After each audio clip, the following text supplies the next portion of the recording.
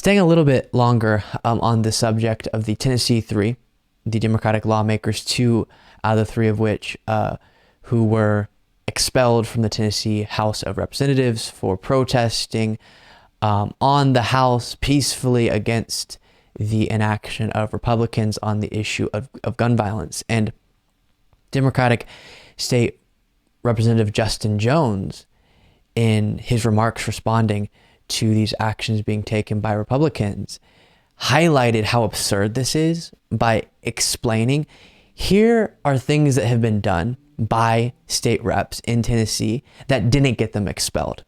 And you're expelling us for peacefully protesting, for violating the decorum, the House rules, trying to call attention to the fact that Republicans refuse to act, refuse to implement common sense laws to decrease gun violence, to address this issue. And Justin Jones very accurately and effectively highlights both the absurdity and the hypocrisy involved here, where they're okay with things far worse than what these three lawmakers did.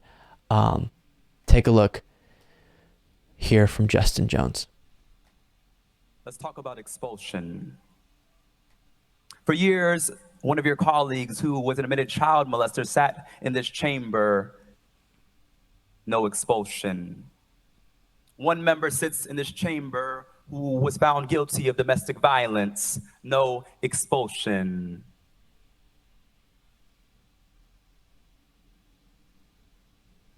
We had a former speaker sit in this chamber who is now under federal investigation. No expulsion. We have a member still under federal investigation. No expulsion.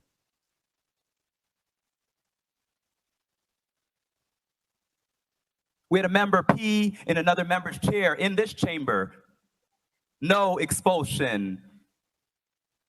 In fact, they're in leadership, but in the governor's administration. And so once again, what you're saying to us, since you're trying to put us on trial, I'll say what you're really putting on trial is the state of Tennessee. To spend your time, energy, focus, all of that on expelling members who are trying to call attention to the devastating reality we have in this country, and to spend more time on that, your focus on that, instead of actually addressing the problem they're calling attention to, and the problem they were calling attention to through peaceful means, is so wrong. And by the way, he mentioned an admitted child molester who was not expelled. Here is what that was in reference to. And also, like we saw today, expulsions have failed, like against David Byrd back in 2019. That actually happened because of investigations by WSMV4 Investigates. Tonight, our Jeremy Finley has a look. Now, former state representative Justin Jones said today that the House had an admitted child molester on the floor, but that lawmaker wasn't expelled. He's talking about former Representative David Byrd, though Byrd was never charged with any crime. In fact, Representative Gloria Johnson herself drafted a motion in 2019 to expel Byrd, but it ultimately failed. WSMV4 Investigates first revealed that 3 women accused Byrd of sexual misconduct when they were teenagers, and he was their basketball coach. After the teenagers became adults, one of the women reached Byrd by phone and recorded it.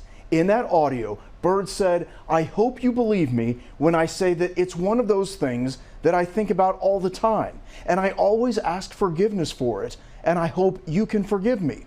He also said this. "I can promise you one thing, that I have been so sorry.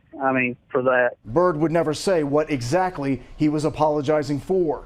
Speaker Cameron Sexton then asked the Attorney General if Byrd could be expelled for alleged conduct committed before he was a lawmaker, and the then Attorney General advised against taking that action. Governor Lee did ask Byrd not to run for re-election, but he did anyway and won. He ultimately left the legislature after getting extremely sick from COVID. So that guy could stay, but peaceful protesters could not. It one positive aspect of what we've seen after this is written about here from media. A majority of the National Council says they will vote to reinstate expelled Tennessee State Representative Justin Jones, and Democrats in Memphis have more than enough votes to reinstate the other expelled Democrat, Representative Justin Pearson. That is awesome. So the entities responsible for deciding who is appointed in the period of time in between someone gets expelled or removed or whatever happens, to when a special election is able to be organized and done, electing who will fill that seat. Those entities, the National Council and the equivalent in Memphis, they are going to likely appoint these very lawmakers, which is awesome. And then if they choose to run for the special election that will formally replace them, likely they will be able to win.